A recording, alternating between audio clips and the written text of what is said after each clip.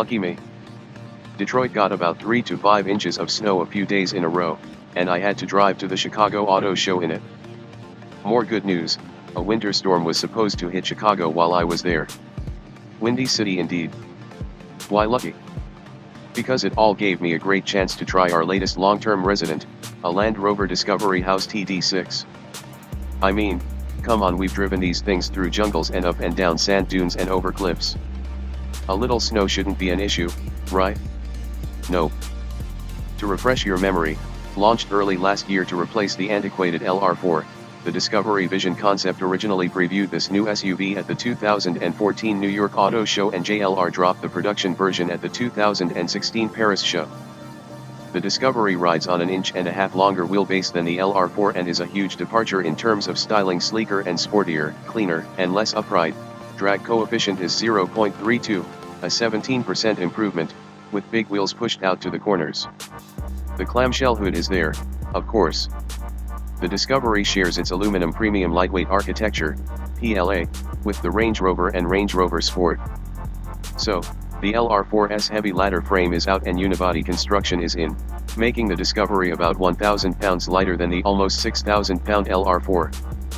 Meanwhile, a ZF 8-speed automatic transmission joins a choice of two 3.0-liter V6s, 1 gas, supercharged, 340 HP/332 lb-ft, 1 turbo diesel, 254 HP/443 lb-ft, and indeed the off-road chops are here, 11.1 inches of ground clearance and 3 feet of wading depth. Terrain response tool allows you to choose throttle, transmission, and traction control settings based on terrain. It all adds up to what Land Rover calls its most capable SUV ever, including the Defender. We figured the only way to find out if that's true is to run one for a while. So, into the Auto Week long-term fleet comes this Td6, and so far, so good. As expected, the Discovery has so far sailed through everything we've thrown at it, including Chicago's dust-up. It mostly feels unstoppable. The terrain response settings: general, grass/gravel/snow, mud, and ruts, sand, and rock crawl help deal with it all, as does the mere foot of ground clearance. Besides most capable, the company also says the Discovery is as quiet and smooth as the Range Rover, and I don't really doubt it. Around town and on the freeway at legal plus speeds, it really is whisper quiet.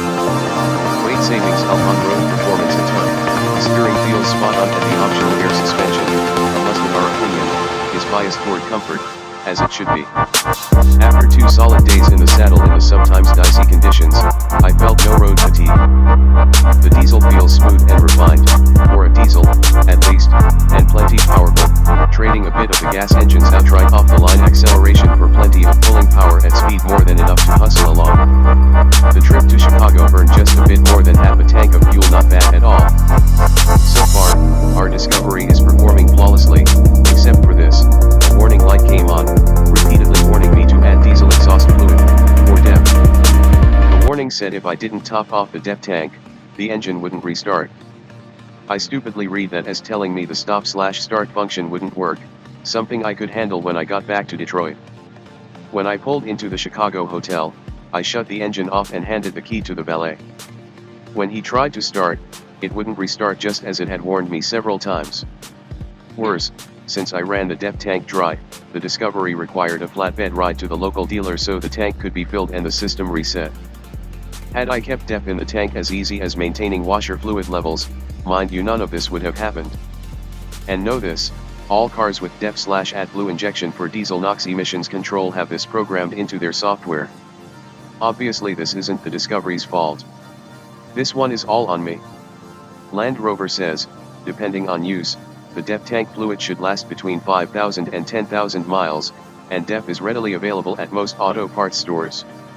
Some fuel stations even carry it, and it's not particularly expensive. This is no big hardship, in other words, as long as you pay attention to what the car is telling you.